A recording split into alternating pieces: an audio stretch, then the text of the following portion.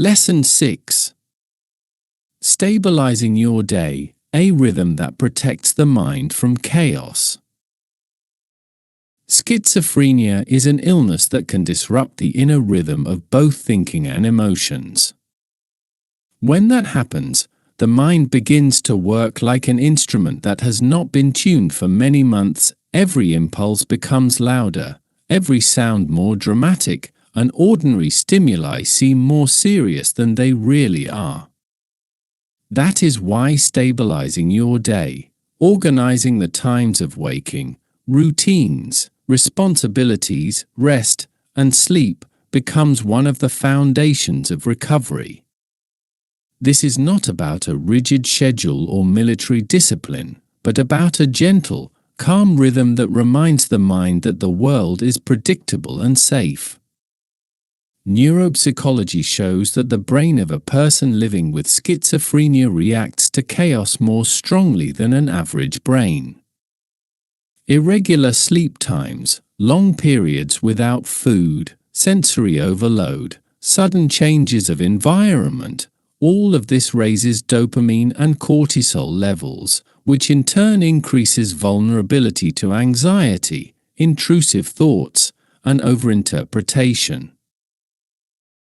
A stable day works like a shock absorber. It does not remove symptoms, but it deprives them of the ideal environment to grow. That is why on psychiatric wards a patient's day is always structured, not because someone wants to control them, but because order soothes the mind. Buddhism has built its practice on daily rhythm for thousands of years. Monks get up at the same time, eat at the same times, meditate at set hours, and end the evening with quieting practices. Not because it is tradition, but because the human mind becomes calmer when life flows in a stable way. Rhythm works like an anchor. It reminds you that each moment is a continuation of the previous one, not a sudden leap into the unknown. We apply the same logic in therapy for schizophrenia. The most important element of stabilizing your day is sleep. Lack of sleep, broken sleep, or very irregular sleep is one of the most common triggers of psychotic episodes. A sleep-deprived brain starts to function chaotically. It processes stimuli too strongly, gives them too much meaning, and reacts excessively. That is why sleep should have its place, its time, and its protection. If you can, try to go to bed at roughly the same time and get up at roughly the same time. This is not about perfection. It is about a rhythm that repeats often enough that your body and mind learn to trust it. Right after waking, it is helpful to do one brief, repeated activity that leads you into the day. For some it will be making the bed, for others washing the face with cold water, a short moment of silence, or simply making tea. Whatever you choose, let it be a small ritual that tells your mind the day is beginning. Such a gesture has great power. It is a signal to the brain that reality is predictable and that you are taking part in it consciously. Your day should also include set meal times. This is not only a dietary recommendation, it is a therapeutic one. When meals come at random hours, your energy and blood sugar levels rise and fall sharply, and the mind reacts to that with anxiety and agitation. Regular meals mean more stable emotions, and stable emotions mean fewer delusional thoughts and less intense voices. In Buddhism, people say that when a person forgets the body, they give the mind too much room to play. Regular meals are not just physical self-care, they are also a method of grounding awareness. Another important element of stabilization is dividing the day into blocks of activity and rest. This is not about filling every hour with tasks, but about giving the day a structure. When whole stretches of time have no purpose, the mind starts filling them with thoughts, emotions, and interpretations, often unwanted ones. Even small actions such as taking a shower, a short walk, washing the dishes, preparing a meal, or a brief phone call create a rhythm that keeps you in contact with reality. Buddhism treats such everyday activities as part of practice. Every act of daily life is an opportunity to return to awareness. Washing dishes can be an act of mindfulness just as much as meditation. It is very common to have moments during the day when your energy suddenly drops and the mind feels heavy. These energy dips are completely normal, but for someone with schizophrenia they can trigger anxiety or the feeling that something is wrong. In those moments it is worth doing one simple thing: pause and recognize that your body needs rest. That is not weakness, and not a step backward, it is the natural rhythm of biology. When you accept these dips as a normal part of the day, they stop provoking fear and no longer push you toward catastrophic thoughts. The opposite of dips are peaks of tension, moments of excessive arousal.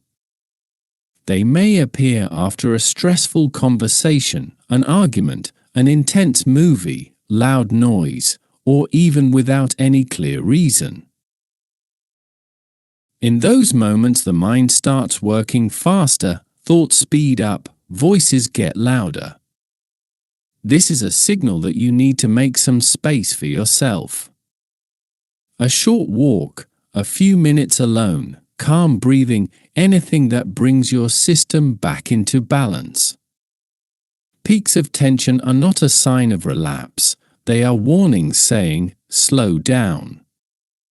It is also important to limit excessive stimulation. Television, the internet, phones, news, street noise, all of this overloads a brain that is already working hard. Too many stimuli may lead to the impression that the world is aggressive, dangerous, or overwhelming. You do not have to give up technology or avoid people. It is enough to find balance. 2 hours of quiet after several hours of intense impressions can work wonders. The brain needs space just as the lungs need both inhale and exhale. The evening plays an extremely important role in stabilizing your day. This is the time when the mind should slowly prepare for sleep.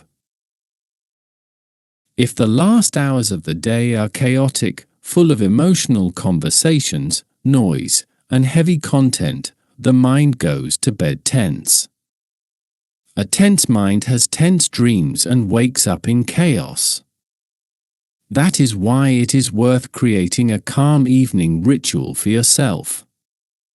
It might be a brief time in silence, a warm shower, turning off screens, listening to gentle music, or switching on a small lamp. The evening rhythm is like a ladder you slowly descend, step by step, until you enter sleep. On harder days, a simple rescue plan can help.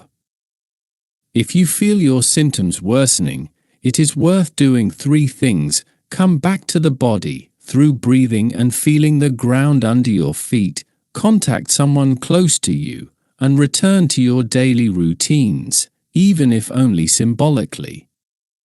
Sometimes coming back to one familiar activity is enough for the mind to regain stability.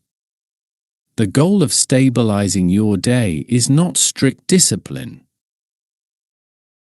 The goal is to create conditions in which your mind does not have to fight constantly with stimuli, impulses, and chaos. It is a way to give yourself space and quiet. In Buddhism they say that awareness blossoms where conditions are calm. In therapy they say that the mind heals when the rhythm of the day becomes predictable. The most important thing is that stabilization is not a task you must perform perfectly. It is a process. Rhythm is built slowly, just as life is rebuilt after a storm. Every day in which you keep even one element of your routine is a step toward recovery.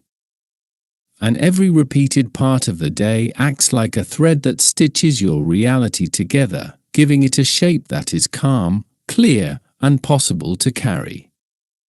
The art of structuring your day, a ritual that organizes the mind.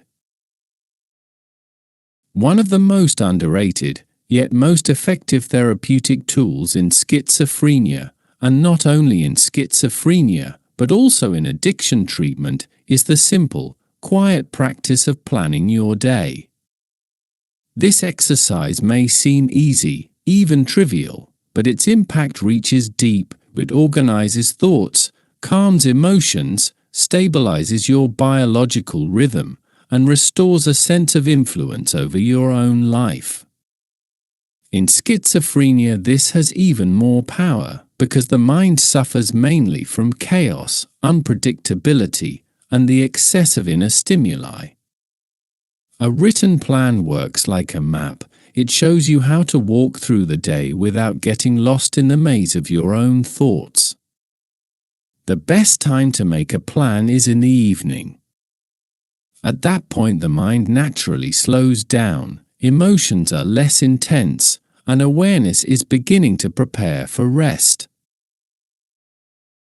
When you write out the next day, you introduce an element of mindfulness. You think about what is important, what soothes you, what needs to be done, and which hours feel safe for you.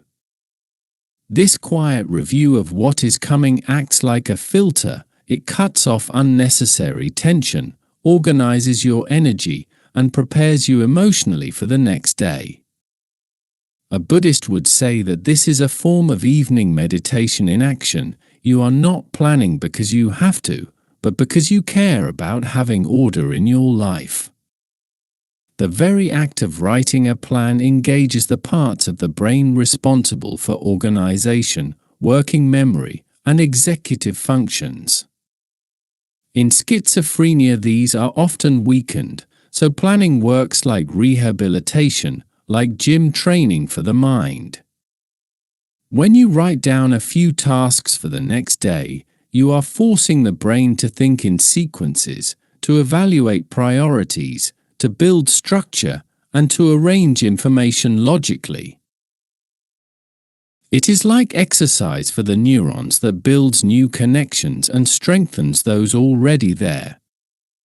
Rehabilitation programs used in Scandinavia and Canada treat daily planning as a basic cognitive exercise. Another benefit of a plan is that it prevents the drifting of awareness, which can be especially risky in schizophrenia. When a day has no structure, the mind starts filling it with whatever appears in the emotions, fear, associations, unease, voices, interpretations. Empty, undefined hours are like an open invitation for deeper symptoms. Planning closes these gaps. If you know what you will be doing at 9, 11, and 3, there is less space for unnecessary interpretations. The day stops being a blank page filled by anxiety and becomes a calmly written page. A daily plan also stabilizes your biological rhythm. When you set consistent times for getting up, eating, resting, and going to bed, your dopamine and cortisol levels stop swinging wildly. The body senses predictability, and the brain begins to work in harmony with the body. Many studies show that people who maintain a regular daily routine have a lower risk of symptom relapse, fewer violent mood swings, and better control over the course of their illness. Regularity calms things down, and calmness lets the mind rest.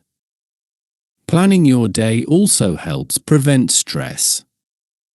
When you know in advance what you will be doing, you do not have to analyze every moment or make decisions under the pressure of emotion. The decisions were already made the night before, in a calmer state of mind. Because of this, the next day you do not need to think through every tiny detail, which reduces the number of impulses that could kick off chaotic thinking. The mind has fewer chances to turn simple situations into something complicated. A huge advantage of having a plan is the sense of agency. Schizophrenia can take away a person's feeling of control over their life. Unwanted thoughts, voices, interpretations, and episodes of disorganization appear. A daily plan acts as a counterweight. It shows that despite the difficulties, you still have influence over what your day will look like.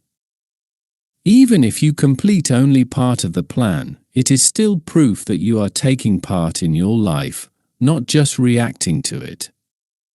Creating a plan also has therapeutic value for the relationship between you and your caregiver. If the plan is written down in a notebook or on a sheet of paper, your caregiver can help you review it, adjust it, or support you in carrying it out. Gentle cooperation on the plan deepens your connection, reduces conflict, and helps you avoid many misunderstandings. Instead of chaotic "what should we do today?" conversations, both sides have a clear outline of the day in front of them. From a Buddhist point of view, a daily plan is also a practice of putting the karma of everyday life in order, not in a mystical sense, but in an energetic, practical sense.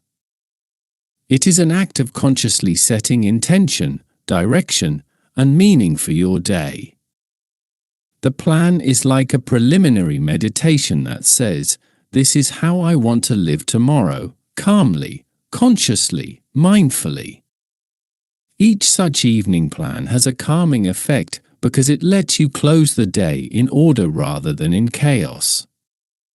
Writing a daily plan is therefore at the same time a cognitive exercise, a stabilization tool, a form of mindfulness, a therapeutic element, an exercise in discipline, a practice of building awareness, and one of the simplest ways to prevent relapse. It is not a complicated task, often 3 or 4 bullet points are enough, but its power is deep. A mind that has a map does not wander.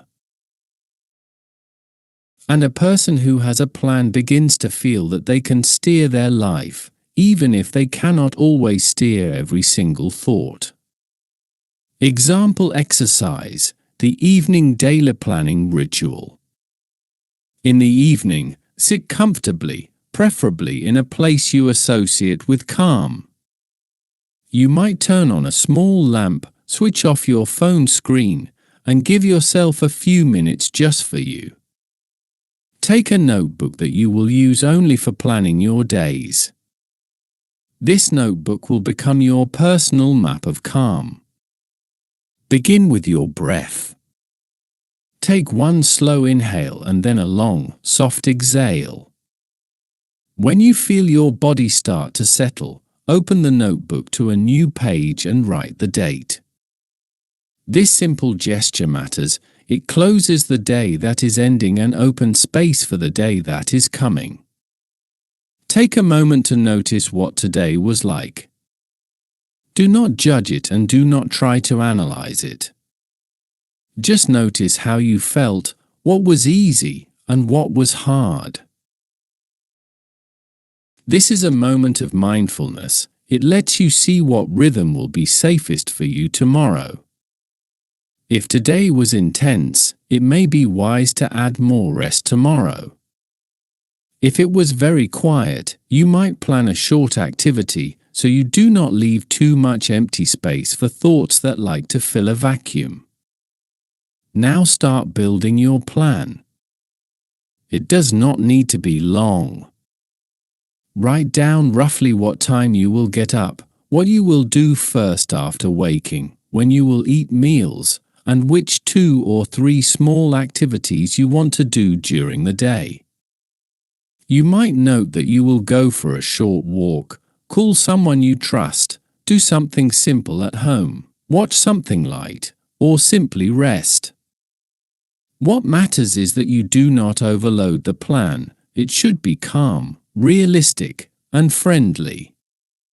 Your mind does not need a long task list. It needs direction. When you finish writing the plan, read it slowly. The entry should include a rough start and end time for each activity.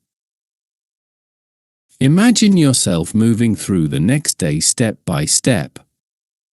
Notice whether the pace is gentle and whether there is no chaos or pressure. If something feels too heavy, remove it, move it to another time, or replace it with something easier. This exercise is not a test, it is an act of care for your mind. The plan is meant to give you a sense of safety, not a list of demands. Mark in the plan a specific time to prepare the plan for the following day as well. Give yourself enough time for this, because planning is not just scheduling, it is also a short review of the day that just ended. Let there be room in it for a little reflection and for thinking about the next steps. Finally, close the notebook and take one more calm exhale. Feel that tomorrow already has a shape. You do not have to invent your next steps in the morning, when the mind is often more sensitive. Now you know what your day will look like, and that knowledge brings relief. You can go to sleep with the sense that you have done something that combines therapeutic practice with Buddhist practice. You have organized the energy of the coming day before it even arrives. Summary. In this lesson you have seen how important everyday structure is for psychological stability. Schizophrenia disrupts planning, motivation, and the sense of time, so the lack of daily rhythm quickly leads to inner chaos, tension, and worsening of your well-being. A daily plan is not a tool of control, it is a form of support for a mind that, after illness, needs clear frames in order to calm down and regain balance. You have learned that even simple, repeated actions, fixed times for waking, meals, rest, and sleep have a therapeutic effect. Planning the next day, writing down your intentions, and keeping to a set rhythm strengthen your sense of agency and organize your thoughts. Here it is consistency, not perfection, that builds stability. Every day lived within a clear, predictable structure is a real step toward long-term remission and safe functioning with the illness.